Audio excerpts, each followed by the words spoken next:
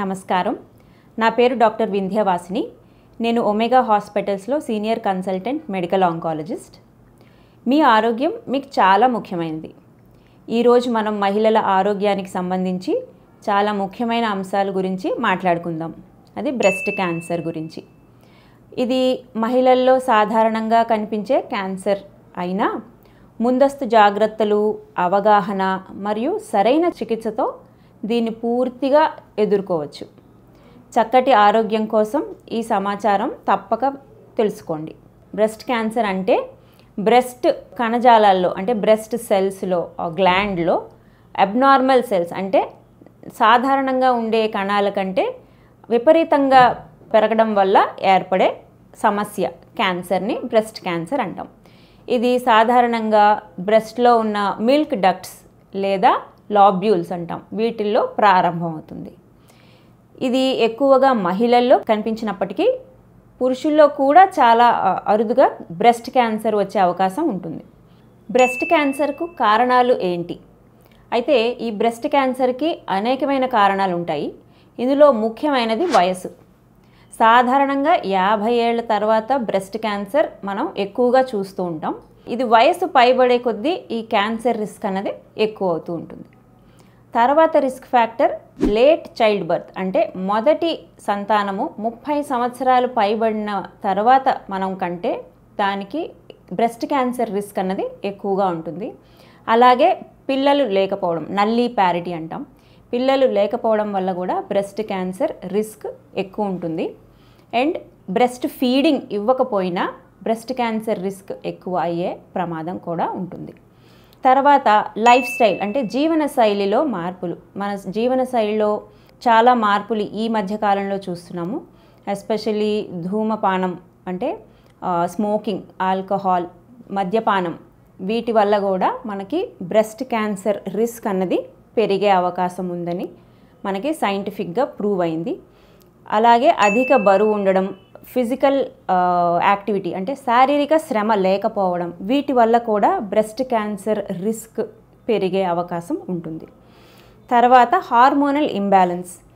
ఇది ఎట్లా అంటే చాలా అర్లీగా మెనార్కీ అంటాం, అంటే ఋతుక్రమం తొందరగా అవ్వడం, ఆలస్యంగా మెనోపాజ్, లేట్ మెనోపాజ్ అంటే ఆలస్యంగా ఋతుక్రమం ఆగడం, వీటి వల్ల కూడా మనకి హార్మోనల్ ఎక్స్పోజర్, ఎస్పెషలీ ఈ ఫీమేల్ హార్మోన్స్ ఎక్స్పోజర్ బ్రెస్ట్కి ఎక్కువ ఉండడం వల్ల ఈ బ్రెస్ట్ క్యాన్సర్ రిస్క్ పెరుగుతుంది.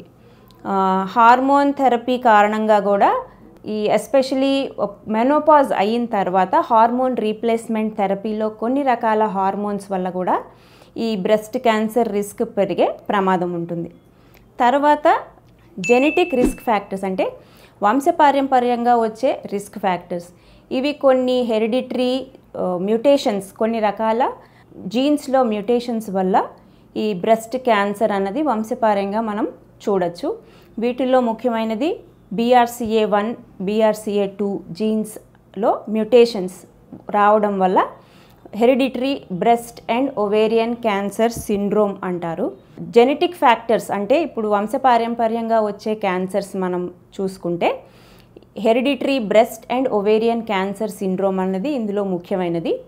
ఇది BRCA1 లేదా BRCA2 అనే 2 జీన్స్లో వచ్చే మ్యూటేషన్ వల్ల ఏర్పడే క్యాన్సర్స్. ఇవి ఫ్యామిలీలో డిఫరెంట్ జనరేషన్స్లో మనము బ్రెస్ట్ క్యాన్సర్స్ కానీ ఓవేరియన్ క్యాన్సర్స్ కానీ కామన్గా చూస్తూ ఉంటాం. అయితే ఇవి అంత తరచుగా ఉండవు. దాదాపు 85 నుంచి 90% బ్రెస్ట్ క్యాన్సర్సు ఏ ఫ్యామిలీ హిస్టరీ లేని వాళ్ళలోనే చూస్తూ ఉంటాం. ఈ హెరిడిటరీ కాజెస్ అన్నవి 5 to 10% బ్రెస్ట్ క్యాన్సర్స్లోనే మనకి చూస్తూ ఉంటాం. తర్వాత వచ్చే రిస్క్ ఫ్యాక్టర్ వచ్చేసి రేడియేషన్ ఎక్స్పోజర్. చిన్న వయసులో ఎస్పెషల్లీ ఆడవాళ్ళలో రేడియేషన్ చికిత్స తీసుకున్నప్పుడు పూర్వకాలం ఇచ్చే రేడియేషన్ టెక్నిక్స్ వల్ల ఎక్కువ రొమ్ము అనేది ఈ రేడియేషన్ ఫీల్డ్లో ఎక్స్పోజ్ అవ్వడం వల్ల వాళ్ళకి 15-20 సంవత్సరాల తర్వాత ఈ బ్రెస్ట్ క్యాన్సర్ ఏర్పడే రిస్క్ అన్నది ఉండేది. ఇప్పుడు ఇచ్చే ఈ మోడర్న్ రేడియేషన్ టెక్నిక్స్లో ఈ రిస్క్ అన్నది చాలా మటుకు మనకి తగ్గుతుంది. తర్వాత మనము బ్రెస్ట్ క్యాన్సర్ లక్షణాల గురించి తెలుసుకుందాం. బ్రెస్ట్ క్యాన్సర్ ముందుగా కనిపెట్టడానికి కొన్ని ముఖ్యమైన లక్షణాలు ఉంటాయి. వీటిని ఎప్పటికప్పుడు గమనించుకుంటూ ఉండాలి. బ్రెస్ట్ లేదా రొమ్ములో గడ్డ ఉండడం అన్నది ముఖ్యమైన మనకి సిమ్టమ్ లేదా లక్షణం.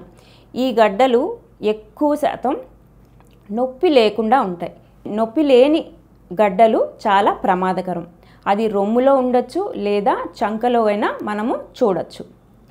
అయితే ఎప్పుడైతే మనము ఈ గడ్డని కనుక్కుంటామో వెంటనే డాక్టర్ని సంప్రదించాల్సిన అవసరం ఉంటుంది. బ్రెస్ట్ ఆకారం లేదా పరిమాణంలో మార్పులు ఏమైనా మనం గమనించినా అవి వెంటనే మన దగ్గరలో ఉండే డాక్టర్ని లేదా ఫిజిషియన్ లేదా ఎవరైనా స్పెషలిస్ట్ని సంప్రదించడం ఎంతో అవసరం. ఆకస్మికంగా బ్రెస్ట్ పరిమాణంలో తేడాలు కనిపిస్తే వైద్యుడిని సంప్రదించడం ఎంతో ముఖ్యం. తర్వాత వచ్చే మనకి సిమ్టమ్ ఏంటి అంటే నిప్పుల్ డిశ్చార్జ్. నిప్పుల్ నుంచి బ్లడ్డీ డిశ్చార్జ్ అంటే రక్తం రూపంలో కానీ ద్రవ పదార్థంగా జస్ట్ లిక్విడ్గా వాటరీ లిక్విడ్గా వచ్చే డిశ్చార్జ్ ఏమైనా అబ్నార్మల్గా కనిపిస్తే వెంటనే వైద్యుడిని సంప్రదించాలి.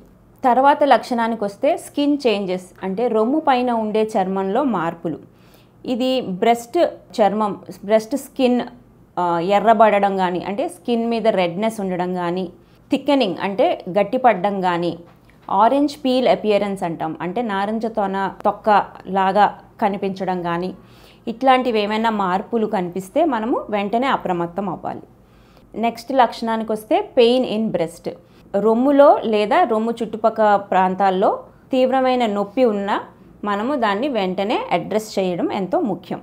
అయితే నొప్పి వచ్చినప్పుడు యూజువల్గా ఇది అడ్వాన్స్డ్ స్టేజ్లోనే మనకి కనిపిస్తూ ఉంటుంది.